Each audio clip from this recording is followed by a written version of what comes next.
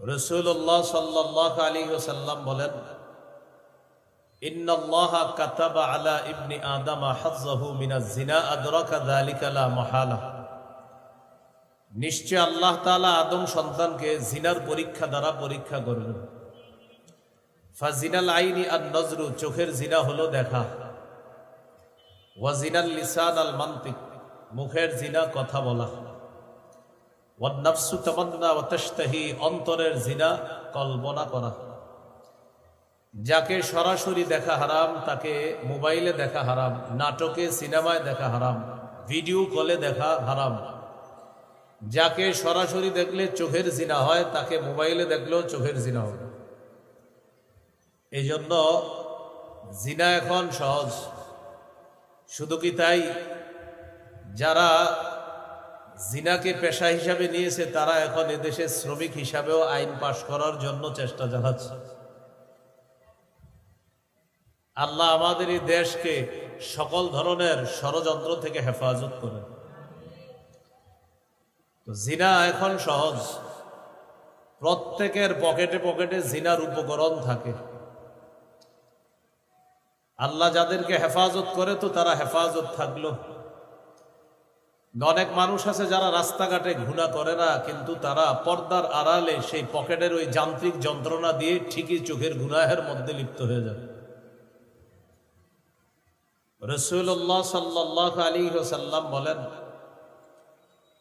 লা আ'লামান্না আকওয়ামান মিন উম্মতি ইয়াতুনা ইয়াওমাল কিয়ামাতি বিহাসানাতিন আমসালি জিবালি তিহামা।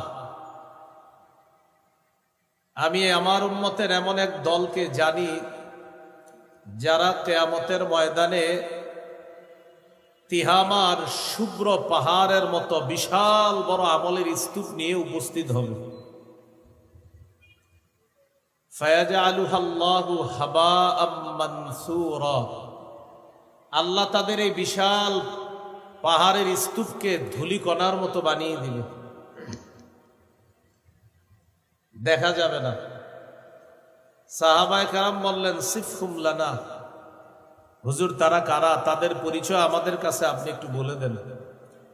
রাসূলুল্লাহ সাল্লাল্লাহু আলাইহি ওয়াসাল্লাম বললেন, তারা তোমাদের ভাই, তোমাদের শরীরের চামড়ার মতোই তাদের চামড়া। ইয়াখুযুনা বিল-লাইল কামা তাখুযুন, রাতে তোমরা যেমন তাহাজ্জুদ পড়ো তারাও তাহাজ্জুদ পড়ে।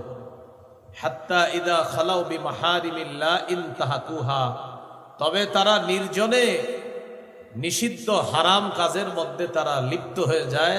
জনগণ না জানলেও তারা পর্দার আড়ালে এই জাতীয় ভয়ঙ্কর হারাম কাজের মধ্যে লিপ্ত হয়ে যায়। এই জাতীয় জিনায় অসংখ্য অগণিত মানুষ পাবেন যারা রাস্তায় চোখের জিনা করে না, তো পর্দার আড়ালে সে ঘন্টার পর ঘন্টা চোখের জিনায় লিপ্ত আছে। তো রাসূলুল্লাহ সাল্লাল্লাহু আলাইহি সাল্লাম বলেন, এই গোপনে এই জাতীয় ভয়ঙ্কর পাপ যারা করে, কিয়ামতের ময়দানে আল্লাহ তাআলা তাদের এই আমলনামা নস্যাৎ করে দিবেন। এগুলাকে আল্লাহ তাআলা বিক্ষিপ্ত ধূলিকণার মতো বানিয়ে দিবেন। আল্লাহ আমাদেরকে জিনার উপকরণ থেকে হেফাজত করেন। তাহলে দুইটা কথা বললাম, একটা হলো আল্লাহর আদেশ প্রকাশ্য পাপ গোপন পাপ ছেড়ে দাও, আর একটা হলো আল্লাহর নিষেধ নতুন করে প্রকাশ্য অশ্লীলতা গোপন অশ্লীলতার কাছে যেও না। এ হলো দুইটা। 3 নাম্বার কথা, সূরা নিসার 131 নম্বর আয়াতে আল্লাহ বলেন, ইন তাজতানিবু কাবাইরা মা তুনহাউনা আন নুকাফির আনকুম সাইয়্যাতিকুম ওয়া নুদখিলকুম মুদখালান কারীমা। যদি তোমরা কবিরা গুনাহ থেকে বাঁচো, আমি আল্লাহ তোমাদের সগীরা গুনাহগুলো মাফ করে দেব। মৃত্যুর পর সম্মানের জায়গা জান্নাতে তোমাদেরকে প্রবেশ করাবো। এ হলো 3 নাম্বার কথা। কবিরা গুনাহ থেকে যদি বাঁচতে পারি, আমাদের সগীরা গুনাহ আল্লাহ মাফ করে দিবেন। আল্লাহ আমাদের সকলকে প্রতিনিয়ত কবিরা গুনাহগুলা থেকে বেঁচে থাকার তৌফিক দান করেন। 4 নাম্বার কথা, হারাম কাজ নিষিদ্ধ কাজ থেকে যারা বাঁচতে পারে, দুইজন আমরা, আমাদের দুইজনের মধ্যে একজন নফল ইবাদত বেশি করে, পাশাপাশি তিনি হারাম কাজও করে। আরেকজন নফল ইবাদত কম করে, কিন্তু তিনি হারাম কাজ করে না, নিষিদ্ধ কোনো কাজ করে না, কথা বলে না। এই হারাম থেকে যে বেঁচে থাকে, রাসূলুল্লাহ সাল্লাল্লাহু আলাইহি সাল্লাম বলেন এই ব্যক্তি মানুষের মধ্যে আল্লাহর কাছে সবচাইতে শ্রেষ্ঠ আবেদ হিসাবে গণ্য হয়ে যাচ্ছে। তিরমিজির হাদিস 2305 নম্বর হাদিস। এই হাদিসের বর্ণনাকারী আবু হুরায়রা রাদিয়াল্লাহু তাআলা আনহু তিনি বলেন, রাসূলুল্লাহ সাল্লাল্লাহু আলাইহি ওয়াসাল্লাম বলেছেন, মাইয়াখুযু আন্নী হাউলাইল কালিমাত ফায়া'মালু বিহিন্না আও ইউআল্লিমু মান ইয়া'মালু বিহিন্না। তোমাদের মধ্যে কে আছো যে আমার এই কথাগুলা শুনবা, গ্রহণ করবা, নিজে আমল করবা, অন্যদেরকে শিখিয়ে দিবা যারা আমল করবে। হাদিসটি আমি আবার বলছি, রাসূলুল্লাহ সাল্লাল্লাহু আলাইহি সাল্লাম একদিন বললেন, তোমাদের মধ্যে কে আছে এমন, আমি এখন কিছু কথা বলবো, এই কথাগুলা সে গ্রহণ করবে, নিজে আমল করবে, অন্যকে শিখিয়ে দিবে যারা আমল করবে, এমন কে আছে? فقال أبو هريرة رضي الله تعالى عنه أنا يا رسول الله। আবু হুরায়রা রাদিয়াল্লাহু তাআলা আনহু বললেন, হুজুর আমি আছি, আমি আপনার কথা শুনব, গ্রহণ করব, নিজে আমল করব, অন্যদেরকে শিখিয়ে দিব তারা যেন আমল করে। রাসূলুল্লাহ সাল্লাল্লাহু আলাইহি সাল্লামের এই হাদিসটি আপনারা এখন যারা শুনবেন, আপনাদেরও এই ওয়াদা করতে হবে যে এখন আপনারা এটা শুনবেন, গ্রহণ করবেন, আমল করবেন, অন্যকে শিখাবেন যারা আমল করবে, তাহলে এই হাদিস আমি বলতে পারি। কারণ এই হাদিস বলার আগে শর্ত হলো এটা যে শ্রোতা ওয়াদা করবে যে আমি সবগুলা শুনবো, শোনার পর নিজে আমল করব, অন্যকে শিখাবো তারা যেন আমল করবে। তাহলে আমরা ইনশাল্লাহ আশাবাদী আমরা আমল করব। তো কোন সাহাবী রাজি হয়ে গেলেন কথা গ্রহণ করার জন্য? আবু হুরায়রা রাদিয়াল্লাহু। রাসূলুল্লাহ সাল্লাল্লাহু আলাইহি সাল্লামের এক আজীব ছাত্র আবু হুরায়রা রাদিয়াল্লাহু তাআলা মাত্র 3 বছর আল্লাহ রসুল সাল্লাল্লাহু আলাইহি সাল্লামকে পেয়েছেন। এই 3 বছরে আল্লাহ রসুলের এত বেশি সোহবত লাভ করেছেন, সান্নিধ্য লাভ করেছেন। 3 বছর ছাত্র হিসাবে আল্লাহ রসুলের ছাত্রদের মধ্যে শ্রেষ্ঠ ছাত্রদের একজনের মর্যাদা তিনি লাভ করেছেন। কয় বছর মাত্র? তাহলে ওনার চেয়ে বড় বড় কত সাহাবী আরো কত বছর নবীজির পেয়েছেন, তিনি 3 বছর আল্লাহ রসুলের ছাত্র ছিলেন। শুরুর দিকে তার মেধা অতটা শার্প ছিল না। আবু হুরায়রা রাদিয়াল্লাহু তাআলা আনহু এই হাদিসটা বলার পরে আপনাদেরকে ওইটা শোনাইতেছি যেটাতে নবী বলছে কে আছে আমার কথা গ্রহণ করবে, এটা শোনাইতেছি। এর আগে আরেকটা হাদিস শোনাই, বুখারীর বর্ণনা 119 নম্বর হাদিস। আবু হুরায়রা রাদিয়াল্লাহু তাআলা একদিন রাসূলুল্লাহ সাল্লাল্লাহু আলাইহি সাল্লামকে বললেন, সামি'তু মিনকা হাদিসান কাসীরা ফাআনসা। হুজুর আমি আপনার কাছ থেকে অনেক হাদিস শুনি, কিন্তু হাদিসগুলো আমি ভুলে যাই। فقال رسول الله صلى الله عليه وسلم ابسط رداءك। রাসূলুল্লাহ সাল্লাল্লাহু আলাইহি সাল্লাম বললেন, তুমি তোমার চাদরটা বিছিয়ে দাও। ফাবাসাততুহু, আমি আমার চাদরটা বিছিয়ে দিলাম। চাদর বিছানোর পর রাসূলুল্লাহ সাল্লাল্লাহু আলাইহি সাল্লাম গরফা বিয়াদাই, চাদরের মধ্যে এইভাবে 2 হাত দিয়ে কি যেন ঢাইলা দিলেন। হাত কিন্তু ফাঁকা, এরকম করলেন চাদরে। এবার নবী বললেন, আবু হুরায়রা চাদরটা পেঁচাও। সাহাবী আবু হুরায়রা রাদিয়াল্লাহু তাআলা চাদর পেঁচাইলেন। চাদর পেঁচানোর পর রাসূলুল্লাহ সাল্লাল্লাহু আলাইহি সাল্লাম বললেন, চাদর নিজের সাথে লাগাও।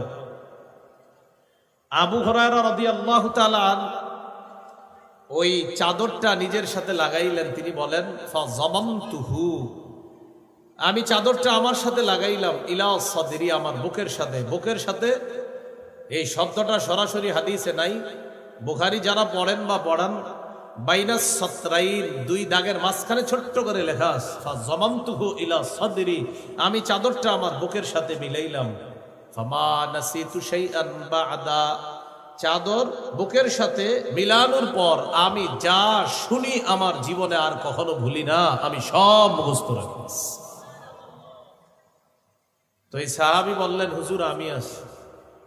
ফাআখাযা বিয়াদি ওয়া'আদ্দা খামসা। আবু হুরায়রা রাদিয়াল্লাহু তাআলা আনহু বলেন, রাসূলুল্লাহ সাল্লাল্লাহু আলাইহি সাল্লাম আমার হাত ধরলেন, গুনে গুনে 5টা জিনিস আমাকে শিখাইলেন। 1 নাম্বার, ইত্তাকিল মাহারিমা তাকুন আ'বাদান নাস। হারাম থেকে তুমি বাঁচো, হারাম কর্ম থেকে বাঁচো, হারাম কাজ থেকে বাঁচো, হারাম কথা থেকে বাঁচো, হারাম খাদ্য থেকে বাঁচো। হারাম কাজ থেকে বাঁচো, যত ধরনের অশ্লীল কাজ, গুনাহের কাজ, এইগুলা থেকে বাঁচা। হারাম খাদ্য থেকে বাঁচা, সুদ খাওয়া থেকে বাঁচা, ঘুষ খাওয়া থেকে বাঁচা, হারাম কথা থেকে বাঁচা, মিথ্যা কথা থেকে বাঁচা। রাসূলুল্লাহ সাল্লাল্লাহু আলাইহি সাল্লাম বলেন, তুমি হারাম থেকে বাঁচো, মানুষের মধ্যে সবচাইতে শ্রেষ্ঠ আবেদ হয়ে যাবা, আল্লাহর শ্রেষ্ঠ ইবাদত গুজার বান্দা হয়ে যাবে। হারাম থেকে বাঁচা। আমি এখানে যারা আছেন আপনাদেরকে যদি বলি, কারা কারা আগামী 24 ঘন্টায় 100 রাকাত নফল নামাজ পড়ে একটা মোটর সাইকেল উপহার নেবেন? আশা করি সবার হাত উঠবে যে 24 ঘন্টায় 100 রাকাত নফল নামাজ পড়া এটা কোনো ব্যাপার না। মোটর সাইকেল যারা চালাইতে পারে না ওরাও হাত তুলবে, সাইকেলটা পুরস্কার পেয়ে বিক্রি করে দিবে, সমস্যা নেই। সাথে সাথে যদি আমি বলি আগামী 24 ঘন্টা একটা গুনাও কেউ করবেন না, একটা সগীরা গুনাহ কবিরা গুনাও কেউ করবেন না, আনফরচুনেটলি সবার হাতগুলা উঠবে না। কারণ হাত উঠানোর আগেই যখন টেনশনে আসবে, আমি যে সুদের সাথে জড়িয়ে আছি, আমি হাতটা উঠাই কিভাবে। আরেকজন হাত উঠানোর আগে চিন্তা আসবে, আগামীকালই তো অমুকের সাথে জমি ব্যাপারে একটা লেনদেন করবো, সেখানে আমি একটা ধান্দামি করে 2-4 লাখ টাকা খামু, এটা তো আগামীকালই করবো, তো আমি কেমনে হাত তুলবো। এইভাবে অনেকগুলো হাত উঠবে না কেন? প্রত্যেকের টেনশনে এসে যাবে যে আমি যদিও 5 ওয়াক্ত নামাজ পড়ি, আমি ইবাদত বন্দেগী করি, কিন্তু আমি তো অসংখ্য অগণিত পাপের মধ্যে অলরেডি জড়িয়ে আছি, আমি কিভাবে হাত তুলবো যে 24 ঘন্টা গুনাহ করবো না। তাহলে 24 ঘন্টা নফল ইবাদত কেউ করবে, হাজারো মানুষের হাত উঠে যাবে। আর যদি বলেন 24 ঘন্টা গুনাহমুক্ত থাকতে হবে, তাহলে দেখবেন অসংখ্য অগণিত হাত উঠতে কষ্ট হচ্ছে। কারণ এই লোক সুদ খায়, এই লোক ঘুষ খায়, এই লোক অন্যায়ের মধ্যে জড়িয়ে আছে, কিভাবে হাতটা উঠাবে। সারাক্ষণ একটা ইলেকট্রনিক যন্ত্রণার মাধ্যমে একটু পর পর জানতে অজান্তে স্বেচ্ছায় অনিচ্ছায় গুনাহের মধ্যে লিপ্ত হয়, হাত উঠাইতে বড় মুশকিল হচ্ছে। কারণ তার শিডিউল আছে যে আগামীকাল এই নাটক সিনেমাগুলো দেখবে, হাতটা উঠাবে কিভাবে বলে। এই জন্য হাত উঠানো বড় মুশকিল যে গুনাহ করব না। রাসূলুল্লাহ সাল্লাল্লাহু আলাইহি সাল্লাম বলেন, ইত্তাকিল মাহারিমা তাকুন আবাদান নাস। হারাম থেকে বাঁচো, মানুষের মধ্যে সবচাইতে শ্রেষ্ঠ আবেদ হয়ে যাবা। কারণ হারাম থেকে বাঁচা বড় কঠিন, বড় মুশকিল। আর কেউ যদি এই মুশকিল কাজটা করতে পারে, আল্লাহর খাতায় সে শ্রেষ্ঠ আবেদ হিসাবে গণ্য হবে। 2 নাম্বার, ওয়ারদ বিমা কাসামাল্লাহু লাকা তাকুন আগনান নাস। আল্লাহ তোমার জন্য যা ফয়সালা করেছেন এতে তুমি খুশি থাকো, মানুষের মধ্যে সবচাইতে স্বনির্ভর বান্দা হয়ে যাবা, সবচাইতে ধনী মানুষ হয়ে যাবে। আল্লাহ যা ফয়সালা করেছেন এটা মেনে নাও, তুমি সবচেয়ে ধনী মানুষ হয়ে যাবে। 3 নাম্বার, ওয়া আহসিন ইলা জারিকা তাকুন মুমিনা। তুমি প্রতিবেশীর সাথে উত্তম আচরণ করো, খাঁটি মুমিন হয়ে যাবা। আমি গাড়ি থেকে নামার পর এখানে যারা যারা আমার দেখছে সবাই মোটামুটি সালাম দিচ্ছে, অনেকে এখান থেকে উঠাও সালাম দিছে, অনেক মুরব্বীরা। কিন্তু এখানে অনেকে আছেন যারা গত 10 বছর আপনার প্রতিবেশীরই সালাম দেন নাই। হুজুরে আসছে, হুজুরে সবাই সালাম দিতেছে, প্রতিবেশীকে 10 বছর 5 বছর হয়ে গেছে সালাম দেন। এর কি সালাম দেবো, এত আমগো পাশের ঘরের আব্দুর রহিম, আমাদের পাশের ঘরেই থাকে ইউসুফ মিয়া, এর কি সালাম দেবো আব্দুর রহিম ভাই, ওটা তো আমগের, আমার ভাতিজা লাগে, আপনি ভাতিজা সালাম দিবেন না? আহা, তো আমার ঘরের পাশেই থাকে, তো সালাম দিছেন, আমার ভাতিজা তো সালাম দেন। অথচ রাসূলুল্লাহ সাল্লাল্লাহু আলাইহি সাল্লাম বলেন, প্রতিবেশীর হক আদায় করো, প্রতিনিয়ত সালামের মাধ্যমে হলেও প্রতিবেশীর হক আদায় করো। রাসূলুল্লাহ সাল্লাল্লাহু আলাইহি ওয়াসাল্লাম প্রতিবেশীর ব্যাপারে বলেন, জিবরিল আমিন আমাকে প্রতিবেশীর ব্যাপারে এত বেশি ওয়াজ করছে, নসিহত করছে, হাত্তা জানান্তু আন্নাহু সাইওয়ারিসুহু, আমি চিন্তিত হয়ে গেলাম, না জানি কখন জিবরিল আমিন এসে বলে পড়ে আমাকে এই কথা বলে ফেলে যে এখন থেকে প্রতিবেশীকে মিরাজ দিতে হবে। এটা বলে নাই, বাকি আমি টেনশনে পড়ে গেলাম, না জানি জিবরিল আমিন এসে আমাকে এটা বলে ফেলে যে প্রতিবেশীকে মিরাজ দিতে হবে। এত বেশি প্রতিবেশীর কথা আমাকে জিবরিল আমিন বলছে। এই জন্য রাসূলুল্লাহ সাল্লাল্লাহু আলাইহি সাল্লাম বলেন, গোস্ত যখন রান্না করো ঝোল বাড়ায় রান্না করো। কেন?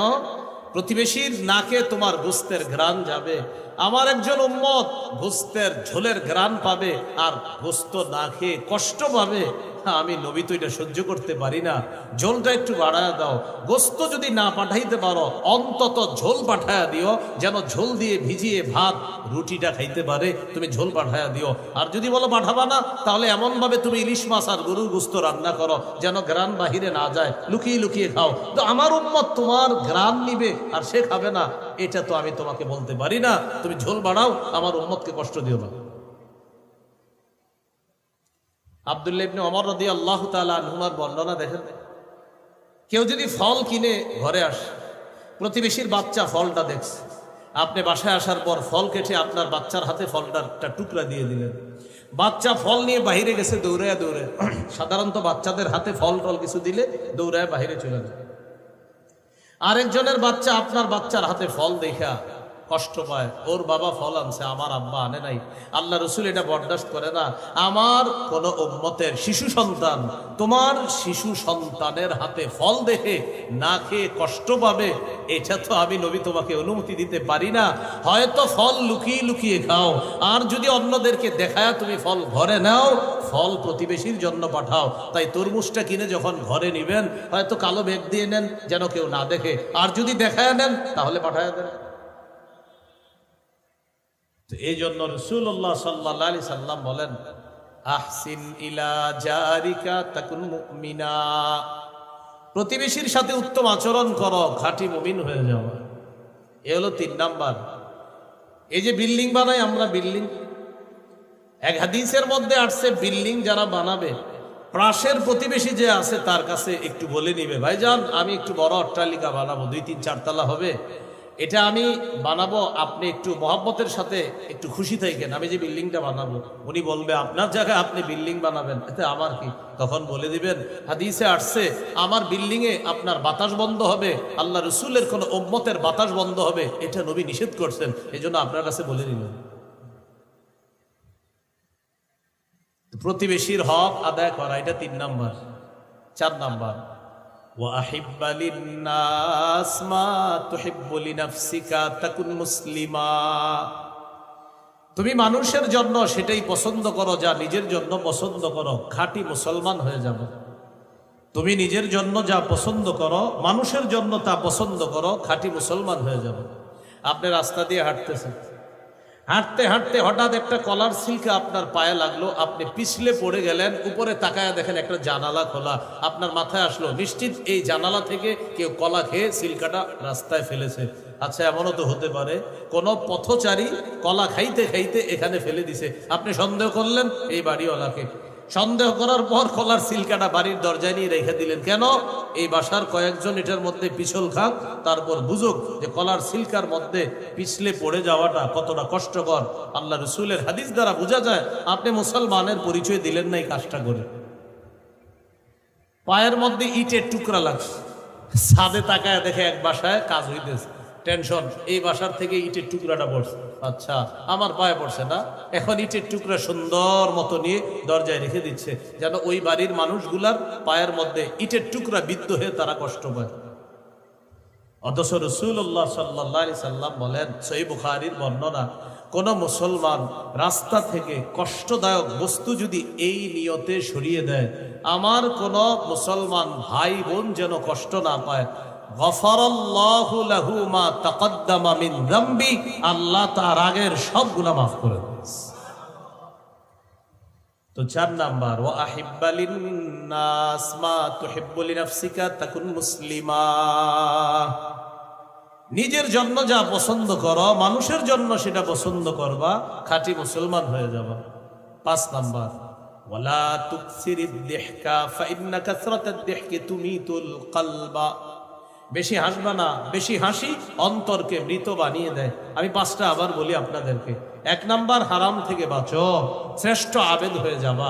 2 নাম্বার, আল্লাহ তোমার জন্য যা ফায়সালা করেছেন, বরাদ্দ করেছেন, খুশি থাকো, শ্রেষ্ঠ ধনী হয়ে যাবা। 3 নাম্বার, প্রতিবেশীর সাথে উত্তম আচরণ করো, খাঁটি মুমিন হয়ে যাবা। 4 নাম্বার, নিজের জন্য যা পছন্দ করো অপরের জন্য সেটা পছন্দ করবা, খাঁটি মুসলমান হয়ে যাবা। 5 নাম্বার, বেশি হাসবা না, বেশি হাসি অন্তর মৃত বানিয়ে দেয়। আল্লাহ আমাদেরকে এই গুরুত্বপূর্ণ 5টা নসিহত আমরা গ্রহণ করে যেন আমল করতে পারি, আল্লাহ তৌফিক দান করে। এগুলো আজকের 4 নাম্বার আলোচনা। আমি আবার বলছি, 1 নাম্বার, আল্লাহর হুকুম, নগদ পাপগুলা ছেড়ে দাও। 2 নাম্বার, আল্লাহর নিষেধ, নতুন করে পাপের কাছে যেও না। 3 নাম্বার, কবিরা গুনাহ ছেড়ে দাও, আমি আল্লাহ সগীরা গুনাহ মাফ করব। 4 নাম্বার, রাসূল সাল্লাল্লাহু আলাইহি সাল্লাম বলেন, হারাম থেকে বাঁচো, আল্লাহর শ্রেষ্ঠ আবেদ হয়ে যাবা। আল্লাহ আমাদেরকে সমস্ত প্রকার হারাম থেকে বাঁচার